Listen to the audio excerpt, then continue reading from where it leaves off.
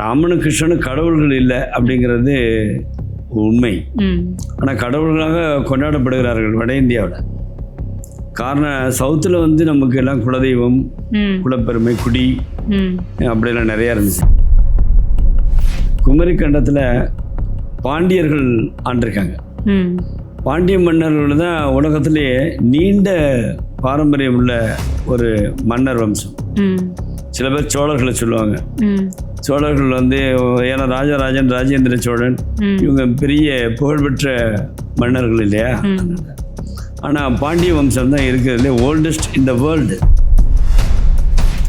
இன்றைக்கு தாய்லாந்து மன்னர் குடும்பம் என்ன பண்ணுறாங்கன்னு கேட்டிங்கன்னா, புதிய மன்னர்களாக யார் பதவி இருக்கிறாங்களோ அவங்க அந்த பாறையில் போய் நின்று அவங்க காலை வந்து கடல் அலை வந்து வந்து தடவிட்டு போகிற மாதிரி நின்று தான் அவங்க அந்த சடங்கை பண்ணுறாங்க. அந்த 18ஆம் படி கருப்பில் போய் பார்த்திங்கன்னா தவறு செஞ்சவங்கன்னா பொய் சத்தியம் பண்ணாங்கன்னா, இந்த ஒரு பொருளை எடுத்துகிட்டு நான் எடுக்கலை, நான் பொய் சொல்லலை அப்படிங்கிற மாதிரி பொய் சத்தியம் பண்ணாங்கன்னா 3ஆவது நாள் வந்து அவங்க உயிருக்கு ஆபத்து ஏற்படுங்கிறது ஒரு அசைக்க முடியாத நம்பிக்கை.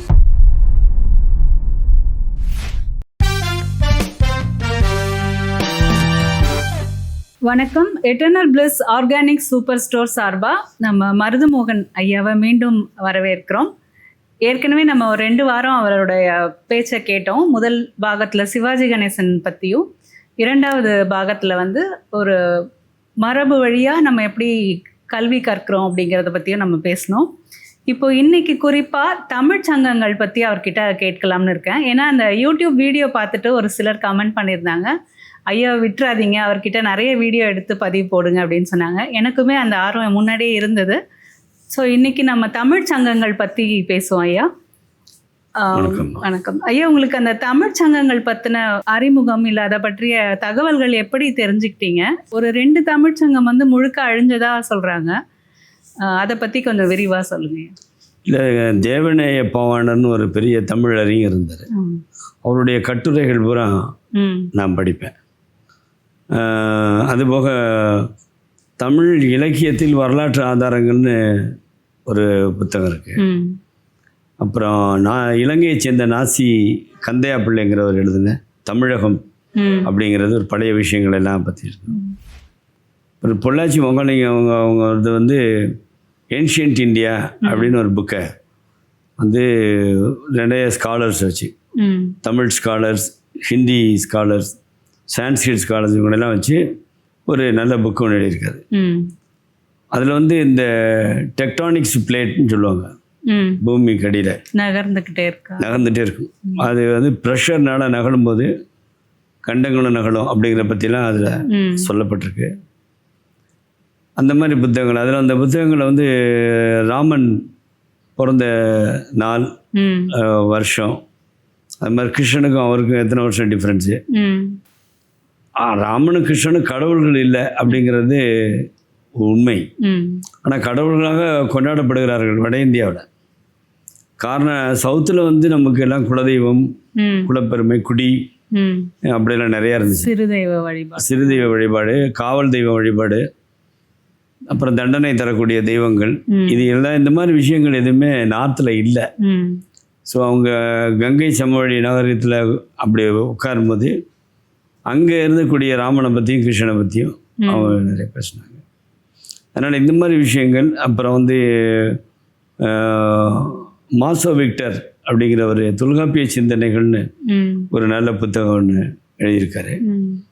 அப்போ அந்த குமரிக்கண்டத்தை பற்றி பன்மொழி புலவர் அப்பாதுரையார் எழுதியிருக்காரு. அது மாதிரி எத்ராஜ் கல்லூரியில் பேராசிரியராக இருந்தாங்க மங்கையர்கரசிங்கிறவங்க, அவங்க எழுதியிருக்கிறாங்க. இந்த மாதிரி இது எல்லாம் இந்த விஷயங்களெல்லாம் ஒரு புத்தகத்தில் படித்து தெரிஞ்சுக்கிறது இல்லை. இப்போ நான் ஒரு புத்தகம் எழுதுனேன்னு வச்சுக்கோங்க, என்னுடைய கருத்து தவறாக இருந்துச்சுன்னா இல்லையா, அப்போ கம்பேரிட்டிவ் ஸ்டடி பண்ணிக்கணும். இதில் சொல்கிறது அது எப்படி இருக்குது, அது எப்படி இருக்குன்னு அப்படி பார்க்குறது. உலகத்தில் நிறைய தமிழ் அறிஞர்கள், தமிழை இன்ட்ரெஸ்டாக படிக்கிறவங்க நிறைய பேர் இருக்காங்க.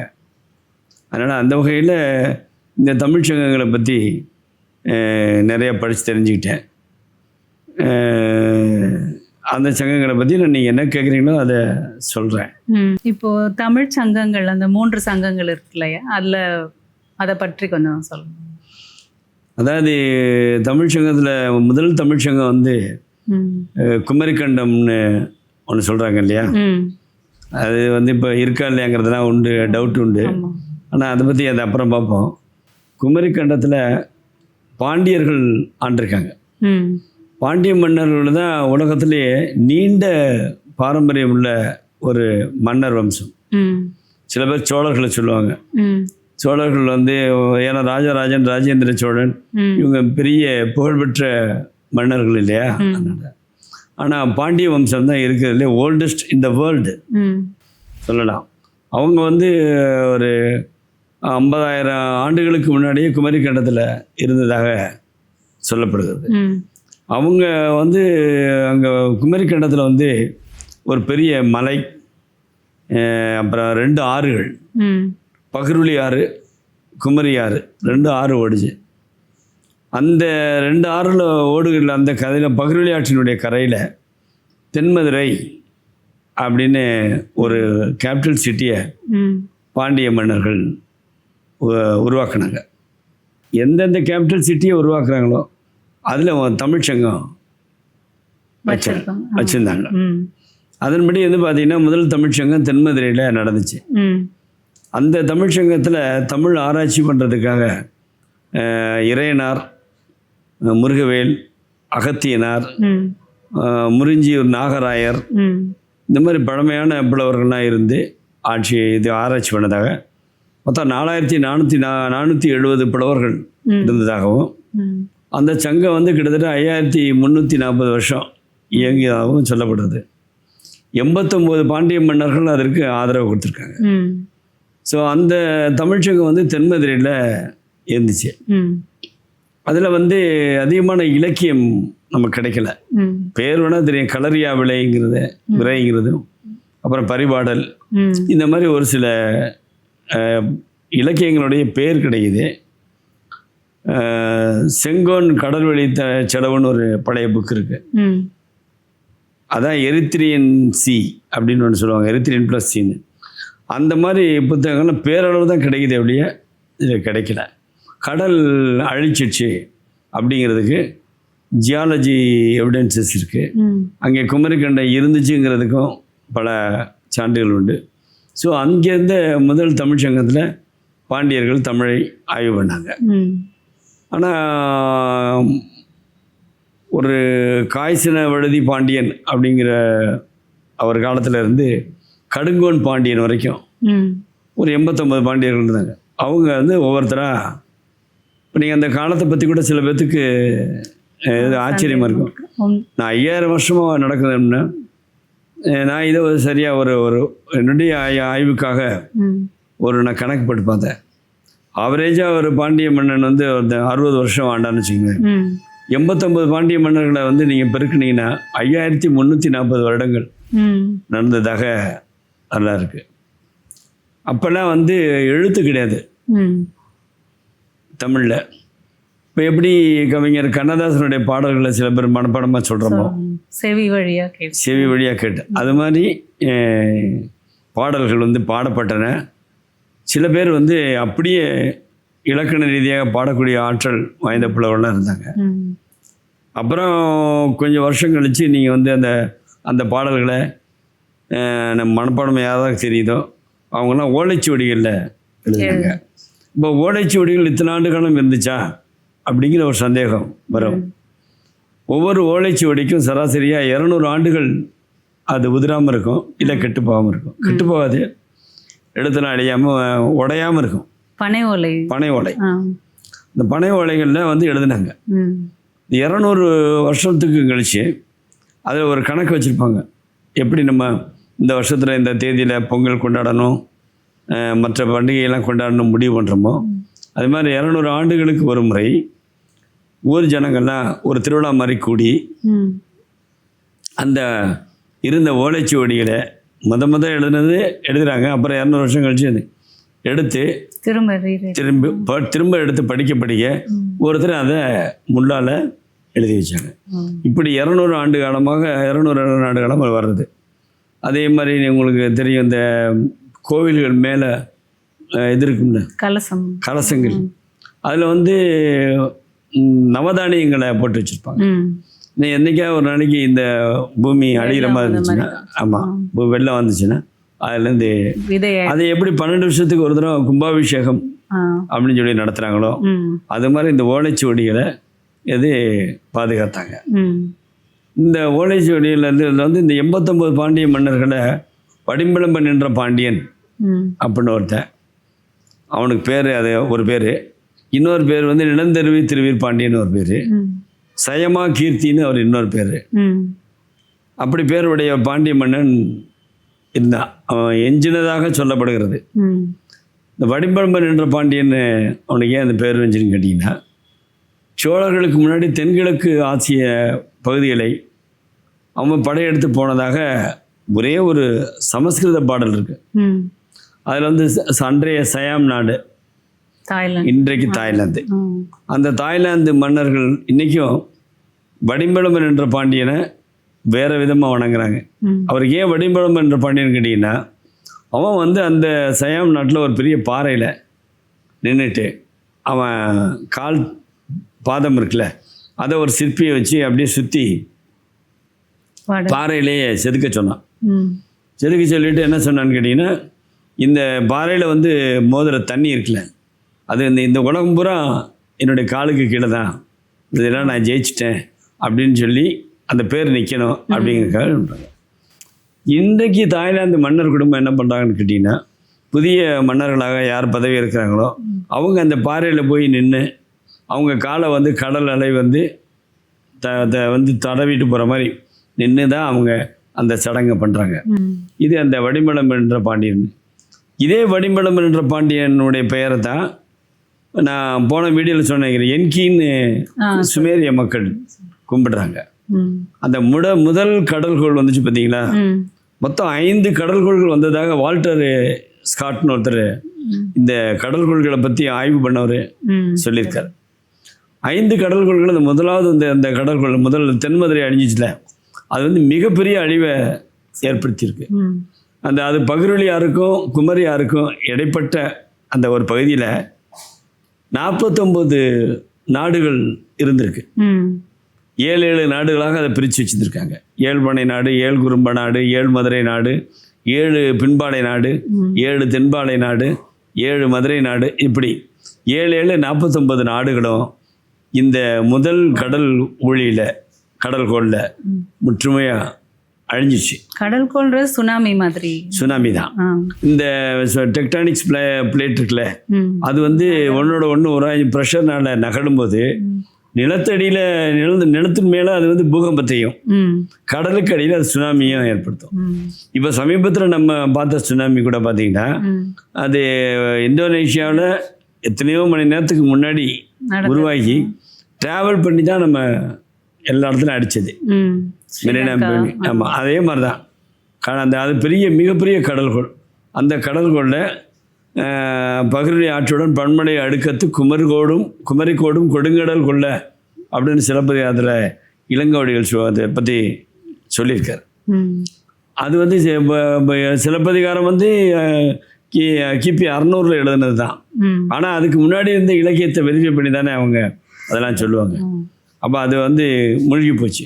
மூழ்கி போனோன்னா அதில் தப்பிய பாண்டிய மன்னன் இந்த நிலந்தருவி திருவீர் பாண்டியனுங்கிறவன், அவனும் தப்பிச்சு எங்கெங்கே இடங்கள் இருக்கோ அங்கெல்லாம் வந்து மக்களை குடியேற்றினான். அதனால தான் சுமேரிய மக்கள் அவனை இன்றைக்கும் கும்பிட்றாங்க. ரெண்டாவது, அது முதல் கடல்களில் வந்து குமரிக்கண்டம் ரொம்ப அதிகமான கடலில் உள்ளே போயிடுச்சு. அதனுடைய மணல் திட்டுக்கெல்லாம் இன்றைக்கி ஆப்பிரிக்கா பக்கத்தில் சிசில்ஸ் ஐலாண்டு ஒன்று இருக்குது, மொரிஷியஸ் இருக்குது, அப்புறம் வந்து இந்த மடகாஸ்கர் இருக்குது. இதில் மடகாஸ்கருக்கும் இந்த குமரிக்கண்டத்துக்கு ரொம்ப தொடர்பு உண்டு. அதே ஒரு திட்டு இருக்குது, அதை ஒட்டி இருக்க தண்ணியில் அதுக்கு நிலம் முழுகிச்சுன்னா அது எப்படி இருக்கோ அது மாதிரி இருக்குது. ஸோ அப்படி இருக்கிறதெல்லாம் இன்றைக்கும் அது அடையாளங்களாக சொல்லலாம். அப்புறம் வந்து பார்த்திங்கன்னா 2ஆம் தமிழ் சங்கத்தை ஆரம்பிக்கணுமே, தலைநகரம் வேற அவங்களுக்கு மூழ்கிருச்சு. ஸோ கபாடபுரம்னு ஒரு நகரத்தில் கடற்கரை ஒட்டியே, அது இடம்னா அது இன்னைக்கு இருக்கிறது கொர்க்கை பக்கத்துலன்னு சொல்றாங்க. ஆனா வேற சில அறிஞர்கள் என்ன சொல்றாங்கன்னா அதுக்கு பேர் இன்னொரு பேர் மூதூர். மூதூர்னா பழமையான ஊர்னு அர்த்தம். அது வந்து குமரிக்கண்டத்திலே இந்த பக்கம் பகுதியிலையாருன்னா அந்த பக்கம் அது இருந்துச்சுன்னு சொல்றாங்க. அது அப்படி இருந்துச்சானுங்கிறதுக்கு வாய்ப்பு இல்லை. ஏன்னா இவங்க இந்த ரெண்டாவது தலைநகரத்தையும் கடல் அழிச்சிச்சு. இந்த ரெண்டாவது தலைநகரத்தில் வந்து பாண்டிய மன்னன் வந்து இன்னொரு வேறு சில பாண்டிய மன்னர்கள் அவங்கெல்லாம் வந்து இந்த தமிழ்ச்சங்கத்தை, ரெண்டாம் தமிழ்ச்சங்கத்தை ஆரம்பித்து அதில் நிறைய இலக்கியங்கள் எல்லாம் படைக்கிறாங்க. ரெண்டாவது தலைநகர் கபாடபுரத்தில் இதில் வச்சு புலவர்கள் பார்த்திங்கன்னா அகத்தியனார், தொல்காப்பியனார், இருந்தையு குறுங்கோழி மோசி, வெள்ளூர் காப்பியன், சிறுபாண்டரங்கன், திரையன்மாறன், துவரைக்கோமான், கீரந்தை அப்படின்னு இவெல்லாம் புகழ்மிக்க புலவர்கள். அதில் ஆயிரக்கணக்கில் இருந்திருக்காங்க. அதில் 59 பாண்டிய மன்னர்கள் வெந்தேர் செழியன் முதல் முடத்திருமாறன் வரை 5700 ஆண்டுகள் ஆண்டதாக சொல்லப்படுகிறது ரெண்டாவது தமிழ்ச்சங்கம். ரெண்டாவது தமிழ்ச்சங்கமும் கடல் அழிக்குது. அழித்த பிறகு அப்போ அந்த சமயத்தில் கிடைக்கிற இடத்துல எல்லாம் மக்களை எல்லாம் குடியமர்த்த வந்தான் இந்த வடிம்பளம்ப என்ற பாண்டியன். அது பிறகு அந்த மக்கள் தமிழர்களுடைய பரவல் நடக்குது. அக்சென்ட் தியரின்னு ஒன்று இருக்குது. அதில் பார்த்திங்கன்னா தெற்கே இருந்து தான் வடக்கு நோக்கி தமிழர்கள் பரவுனாங்க அப்படிங்கிறத உறுதிப்பட சொல்லப்படுகிறது. அதில் படி வந்து அங்கேருந்து ஒரு கூட்டமாக வந்தவங்க ஸ்ட்ரெயிட்டாக வடக்கு நோக்கி போனாங்க. அங்கே போய் தான் அந்த கங்கை நாகரிகத்தை, சிந்துவெளி நாகரிகத்தில் அதை உருவாக்குனாங்க. இவ்வளோ பெரிய நாகரிகமான ஊர் இங்கே இருந்திருக்குன்னு இப்போலாம் ஆச்சரியப்படுறாங்க.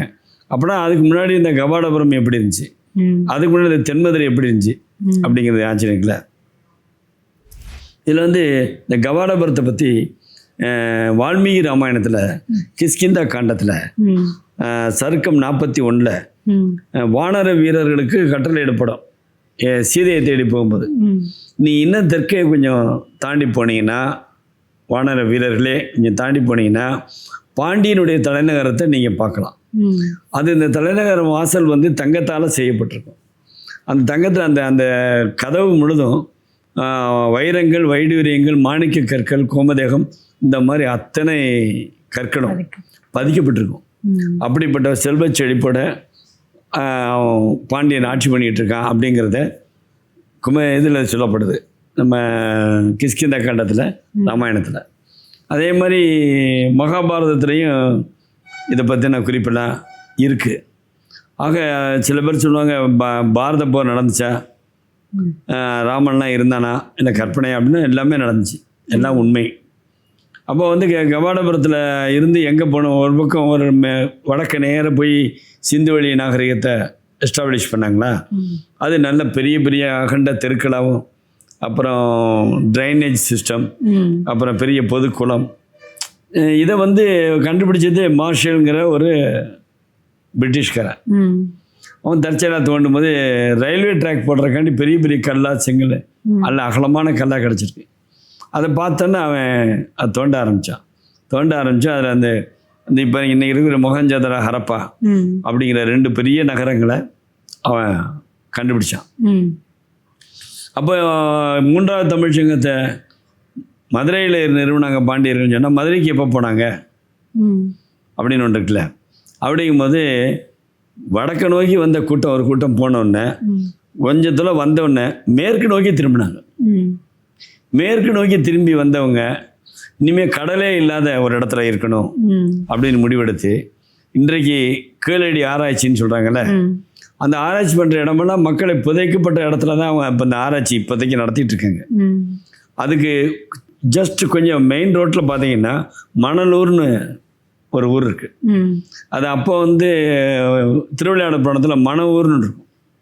அந்த மணலூரை தலைநகரமாக வச்சு முடத்திருமான் பாண்டியன் அங்கே வந்து செட்டில் ஆகி ஒரு தன்னுடைய குடும்பத்தெல்லாம் செட்டில் பண்ணிவிட்டு அங்கே இருந்ததாகவும், இங்கே சில ஆண்டுகள் ஆட்சி பண்ணதாகவும் சொல்லப்படுகிறது. அப்போ தான் அங்கே ஆட்சி பண்ணும்போது தான் அந்த பாண்டியனுடைய மகள் சித்திராங்கதையை அர்ஜுனன் வந்து கல்யாணம் பண்ணதாக ஒரு கதை இருக்குது.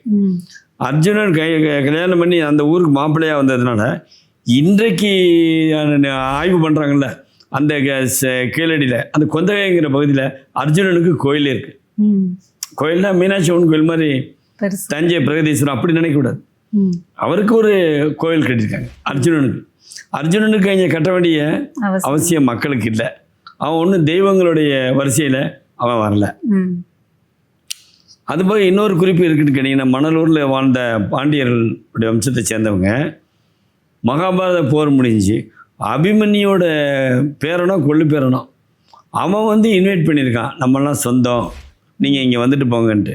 ஸோ இங்கே மணலூரில் இருந்து அஸ்தினாபுரத்துக்கு போய் அபிமன்யோடைய கொள்ளு பேரனை பார்த்து சில ஆண்டுகளோ இல்லை நாட்களோ, ஆண்டுகளாக தான் இருக்கும், போய் சேர்றதுக்கே பல மாதங்கள் ஆகும்ல, இருந்து பல பரிசுகளையும் இதையும் வாங்கிட்டு இங்கே திருப்பி மணலூருக்கு வந்ததாக ஒரு எம்எஸ்எஸ் அப்படின்னு ஒரு டெய்லர் அப்படின்னு ஒருத்தன் எழுதியிருக்கான், பிரிட்டிஷ்காரன். இதெல்லாம் அவன் தமிழ்லேருந்து எடுத்து எழுதியிருக்கான்.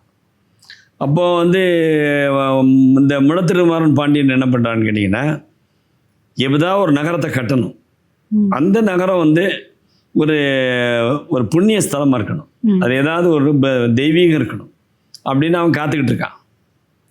அப்படி நகரம் கிடச்சிச்சின்னா அங்கே நகரத்தை அமைச்ச பிறகு தமிழ்ச்சங்கத்தை ஆரம்பிக்கணும். அவங்களுக்கு உயிருக்கு மேலே தமிழை நினச்சாங்க பாண்டிய மன்னர்கள். அப்போ வந்து தனஞ்சயன் ஒரு எண்ணெய் வணிகன், இப்போ இன்னைக்கு இருக்கக்கூடிய மணலூர் அந்த கீழடி பக்கத்தில் இருந்து இன்றைக்கு இருக்கக்கூடிய மதுரை சிட்டி இருக்குல்ல, அது அப்போ கடம்பவன காடு, கடம்ப மரம்னா சொல்லுவாங்க, மருத மரம்னு சொல்லுவாங்க. அந்த கடம்பவன காட்டு பக்கம் கிராஸ் பண்ணி அந்த பக்கம் எங்கேயோ குடியிருந்த ஆளுகளை பார்த்தானா என்னன்னு தெரியல, ஆனால் நகரமாக ஒன்றும் உருவாக்கலை, கிராமங்களாக இருந்துக்கலாம். அங்கே போய் எண்ணெய் வியாபாரம் பண்ணிட்டு திரும்பும்போது பொழுது போயிடுச்சு, அதனால் அவங்க தங்கணும். அதனால் அந்த கடம்பவன காட்டில் ஒரு மரத்தடியில் அவன் படுத்துருக்கான். படுக்கும்போது அவன் கனவுல வந்து ஒரு வெள்ளை யானை வந்திருக்கு. கனவுல வந்தவுடனே இவனுக்கு அது ஒரு புனித இடம் மாதிரி தெரிஞ்சிருக்கு. விடிஞ்சவுடனே அவன் அங்கேருந்து கிளம்பி மணலூருக்கு வந்து சேர்ந்து முளத்திருமாறன் பாண்டியன்ட்ட, நான் அந்த மாதிரி போனேன், அந்த ஒரு இடத்துல ஒரு தெய்வீக கனவு வந்துச்சு, அது ஒரு புண்ணியஸ்தலம் மாதிரி தெரியுது, நீங்கள் அங்கே கட்டுங்க, ஒரு நகரத்தை கட்டுங்க அப்படின்னு சொல்லும்போது அங்கே அந்த கடம்பவன காட்டை அழித்து ஒரு நகரத்தை கட்டினான். அது கடம்பவன காடாக இருந்துச்சு அப்படிங்கிறதுக்கு அடையாளமாக இன்றைக்கி பார்த்தீங்கன்னா மீனாட்சி அம்மன் கோயிலுக்கு நீங்கள் போனீங்கன்னா ஒரு அம்மன் சன்னதிக்கிட்டேயோ இல்லை சுவாமி சன்னதிக்கிட்டேயோ ஒரு மரத்தோடைய ஒரு ட்ரங்கை, ஒரு துண்டை, பெரிய துண்டை அப்படியே நட்டு வச்சு அதுக்கு வெள்ளி தட்டால் அதை பாதுகாப்பாக வச்சு அதுக்கு மேலே கம்பி போட்டிருப்பாங்க. அது அந்த கடம்ப மரத்தினுடைய எச்சம், அந்த காடுகளில் இருந்த கடம்ப மரங்களுடைய எச்சம். இந்த கிராஸ் செக்ஷனை வச்சு அந்த மரத்தினுடைய வயதை சொல்லக்கூடியவங்க இருக்காங்க, அதை பற்றி படித்தவங்க, அதை வச்சு எதாவது பெர்மிஷன் வாங்கி அந்த மரத்தை வெட்டி கிராஸ் செக்ஷனாக படித்தா அந்த மதுரை கரெக்டாக துல்லியமாக எப்போ ஆரம்பிக்கப்பட்டது, எப்போ அந்த காடுகள் அழிக்கப்பட்டது அப்படிங்கிறது தெரியும். அந்த நகரத்தை கட்டினான் முளத்திருமாறன் பாண்டியன். அது யாரும் படிச்சிருக்காங்களா அந்த மரத்தை? அந்த இப்படி ஒரு மரம் இருக்கு, அது இதனோட எச்சம் தான் அப்படிங்கிறது நான் மட்டும்தான் என்னுடைய ஆய்வில் தான் அதை தெரிஞ்சுக்கிட்டேன், புரிஞ்சுக்கிட்டேன். யாரும் பண்ணலை. ஆனால் எனக்கு ஒரு ஆசை, அந்த சம்மந்தப்பட்ட அதிகாரிகள் சொல்லி கிராஸ் செக்ஷன் அதை பார்க்கணுன்ட்டு. ஆனால் இன்னும் அந்த மரம் இருக்குது. ஸோ அங்கே வந்து மதுரை ஆட்சி பண்ணும்போது அவருக்கு ஒரு பையன் பிறக்கிறான். அவன் பேர் வந்து மலையத்து வச்ச பாண்டியன். இந்த மலையத்து வச்ச பாண்டியனுக்கும் அவன் இன்னொரு ராணி, அவங்க பேர் தெரியல, மறந்து போச்சு, அந்த ராணிக்கும் பிறந்த மக தான் தடாதகை பிராட்டியார் என்ற மீனாட்சி. பாண்டியனுடைய மக. ஆண் வாரிசு இல்லை. ஆண் வாரிசு இல்லாமல் இருக்கும்போது அந்த அம்மாவுக்கு இயற்கைக்கு மாறாக 3 மார்புகள் இருந்துச்சு. அது அவங்க அப்பா அம்மா கவலைப்படுறாங்க. அப்போ தெய்வத்தில் வழிபடும்போது பருவம் வரும்போது 2 தான் இருக்கும். ஸோ திருமணத்திற்கு ஏற்ற மாதிரி இருக்குன்னு சொல்லும்போது அந்த பொண்ணு பருவம் அடைஞ்சு பெரிய எம்ப்ரஸ் ஆகுது. விக்டோரியாவுக்கு முன்னாடி எம்ப்ரஸாக இருந்தது மீனாட்சி தான். மீனாட்சி மதுரையில் இருக்காங்க. அதுலேருந்து நாடுகளை வெல்றதுக்காண்டி கிளம்புறாங்க. அது பேர் திக் விஜயம்னு. அந்த திக் விஜயம்ங்கிற திருவிழா இன்னைக்கு மதுரையில் நடக்குது. அவருடைய அந்த அம்மாவுடைய மந்திரி பேர் சுமதி. அது ஒரு சுமதிங்கிறது அவங்க கூட்டிகிட்டு போகிறாங்க. அப்படி போகும்போது தான் நான் ஏற்கனவே சொன்னேன் பாருங்க, இந்த மகாபாரதத்தில் இந்த பாண்டவர்களுக்கும் இங்கே தமிழ்நாட்டில் இந்த பாண்டியர்களுக்கும் ஒரு உறவு இருக்குது. ஸோ அந்த இடம் வரைக்கும் போகும்போது அந்த பகுதியை சேர்ந்தவன் தான் மீனாட்சி சுந்தரேசன், இந்த கடவுளை விரதப்படுறான் ஒரு பாண்டியன், சுந்தரேச பாண்டியன். அவன் வந்து சிவபெருமானுடைய வடிவமாகவும் இந்த இவங்க மீனாட்சியோட இது பார்வதியாகவும் மனித ரூபத்தில் ஆட்சி பண்ண இடம் மதுரை அப்படின்னு பெரிய கற்பனை கதையை உருவாக்கி வச்சாங்க. அது ஆக்சுவலாக பாண்டியனுடைய மகளுடைய இது. தன்னுடைய மகளுக்கு முடிசூட்டின பிறகு இன்னைக்கு பார்த்தீங்கன்னா மதுரையில் பாண்டி கோயில்னு ஒன்று இருக்கு. அந்த பாண்டி கோயில் என்னன்னு கேட்டிங்கன்னா, மீனாட்சியுடைய தந்தை வடக்கே இருந்து உயிர் நீத்த இடம். இந்த வடக்கே இருந்து உயிர் நீக்கிறது எப்படி அப்படின்னா, சாப்பிட்றதில்ல, தண்ணி குடிக்கிறதில்ல, உயிர் போகிற வரைக்கும். சரி, அப்படி இருந்தால் உயிர் போகுமா அப்படின்னா இல்லை. அது உயிர் போகணும். கடைசியாக இதுக்கு மேலே எனர்ஜியே இல்லை அப்படின்னு அவன் சாஞ்சி விடுக்கும்போது அவன் கழுத்துக்கு நேரம் ஒரு கத்தியை நட்டு வச்சுருவாங்க. இந்த சாயிறவங்க அதில் தான் சாயணும். ரொம்ப கரெக்டாக இங்கே குத்தி உள்ளே போச்சுன்னு வச்சுக்கோங்களேன், உயிர் போயிடும். இதான் வடக்க இருந்து உயிர் அப்படி உயிர் நீத்த இடம் தான் அந்த பாண்டி கோயில். அதே இப்போ பாண்டி முனி என்னென்னமோ சொல்லி கும்பிட்றாங்க. பலதரப்பட்ட இன மக்களும் அங்கே சாமி கும்பிட்றாங்க, கிடா வெட்டுறாங்க, கோழின்னு இருக்கிறாங்க. சில பேர் வெண்பொங்கல், சக்கரை பொங்கல் வச்சு கும்பிட்றாங்க. அந்த பாண்டி முனியை இப்போ இவங்க ரோடு போடுறோங்கிற சாக்கில் காட்டுக்குள்ளே இருந்துச்சு. நான் ரொம்ப சின்ன பையனாக இருக்கும்போது பாண்டி கோயில் போகிறது ஒரு பிக்னிக் மாதிரி இருக்கும். ரோட்டிலேருந்து அது காட்டுக்குள்ளே நடந்து போகிறதே ரொம்ப சந்தோஷமாக இருக்கும். அடர்ந்த காடாக இருக்கும். அப்புறம் எங்கேருந்தா தண்ணி ஓடியாரும். அந்த இதெல்லாம் கிராஸ் பண்ணி போயிட்டே இருந்தோம்னா அந்த கோவில் கடைசியாக வரும். இப்போது இவங்க காடுகளெல்லாம் அழித்து ரோடு போடுறேன்னு சொல்லி அதுலேயும் இந்த தங்க ரோடுகளாக தங்கச்சாலைகளாக வாஜ்பாய் ஆரம்பித்து வச்சான்னு சொல்லுவாங்க. அந்த திட்டத்தின் கீழே பார்த்தீங்கன்னா எல்லாத்தையும் கழிச்சிட்டு இப்போ பாண்டி கிட்டத்தட்ட ஒரு கான்ஸ்டபிள் மாதிரி, டிராஃபிக் கான்ஸ்டபிள் மாதிரி ரோட்டு மேலே நிற்கிறார். காவல் தெய்வம் அப்படிம்பாங்க. ஸோ அந்த மதுரையில் முடத்திருமாறன் பாண்டியன் தமிழ்ச்சங்கம் ஆரம்பிக்கிறான். அந்த தமிழ்ச்சங்கத்தை முடத்திருமாறன் பாண்டியன்லேருந்து உக்கிரப்பெருவழுதி பாண்டியன் வரைக்கும் அது நடந்துச்சு. இந்த உக்கிரப்பெருவழுதி பாண்டியன் தடாதக பிராட்டியார் என்ற அந்த மீனாட்சிக்கு மகன். அவன் தான் காண பேரையில் கடந்த உக்கிரப்பெருவழுதி பாண்டியன் அப்படின்னு சொல்லுவாங்க. தாயாரை மீனாட்சியாக கருதும் போது மகனை எப்படி கருதுவாங்க? முருகனை தானே கருதுவாங்க. ஸோ திருப்பரங்குன்றத்தில் அந்த திருப்பரங்குன்ற சன்னதிக்கு நேரம், இது எந்த அரசியல்வாதிக்கும் தெரியாதுன்னு நினைக்கிறேன், சன்னதிக்கு நேர ரோட்டில் பார்த்தீங்கன்னா நடுவில் ஒரு பெரிய சதுரமாக கட்டி வச்சுருக்காங்க. அது உக்கிரப்பெருவழுதி பாண்டியனுடைய சமாதி புதைக்கப்பட்ட இடம் அப்படின்னு நான் படிச்சிருக்கேன். பொதுவாக கோவில்கள்லாம் எழுப்பப்பட்டது எப்படின்னு கேட்டிங்கன்னா, இறந்த முன்னோர்களை புதைத்த இடத்தை வச்சு தான். இப்போ மதுரையில் எடுத்துக்கிட்டிங்கன்னா இது பாண்டி முனியை சொல்லிட்டேன். இந்த தடாதக பிராட்டியார் இறந்த பிறகு அந்த அம்மாளுக்கு கட்டப்பட்ட கோயில் தான் இன்றைக்கு இருக்கக்கூடிய மீனாட்சி அம்மன் கோயில். அதை சுற்றி ஊர் டெவலப் ஆகிருக்கு. ஓகே, அது மாதிரி அழகர் கோயிலில், கூடல் அழகர் கோயிலில் அது தனி. மதுரை அழகர் கோயிலில் கள்ளழகர்னு ஒரு தெய்வம் இருக்குது.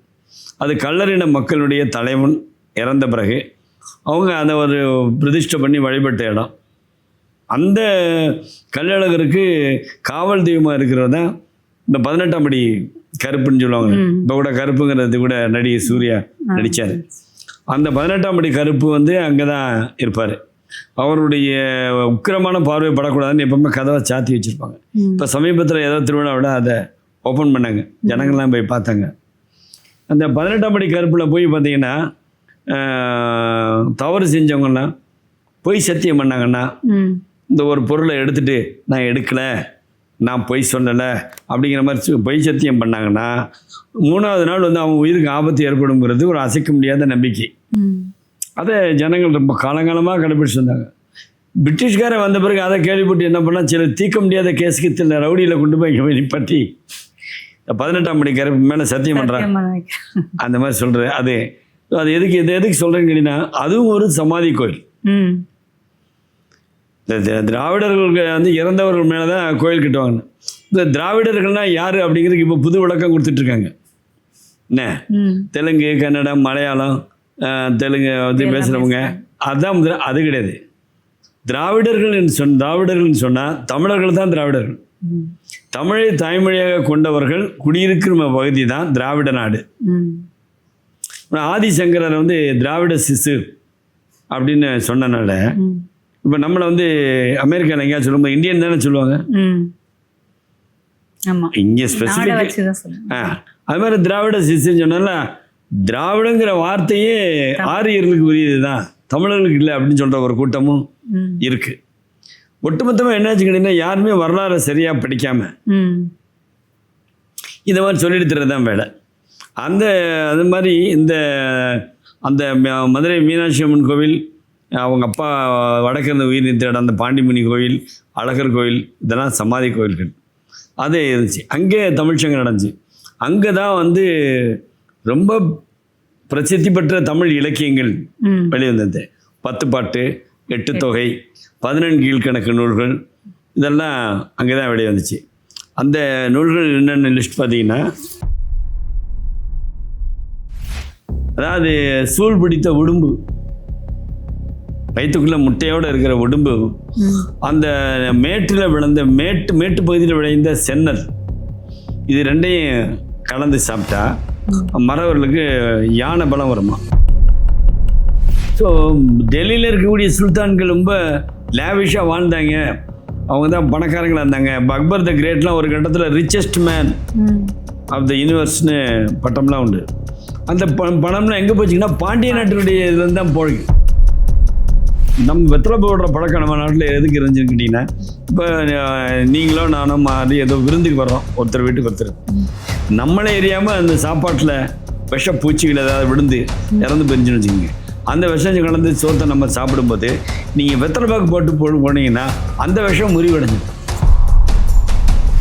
சென்னையில் ஒரு பிரச்சனை நடந்துச்சு. சென்னை பல்கலைக்கழகம் ஆரம்பிச்சிட்டாங்க. தமிழுக்கு தனி டிபார்ட்மெண்ட் ஆரம்பிக்க போகிற நேரத்தில் சில பேர் ஆதிக்க சக்திகள் போய் அப்போ இருந்த வைஸ் சான்சலர் பிரிட்டிஷ்காரண்ட, தமிழ் அவ்வளோ பெரிய மொழி இல்லை, அதுக்கு வளமை கிடையாது, கிராமர் கிடையாது, அப்படி அது மாதிரி தமிழ் தனி டிபார்ட்மெண்ட்டே வேணாம் அப்படின்ட்டு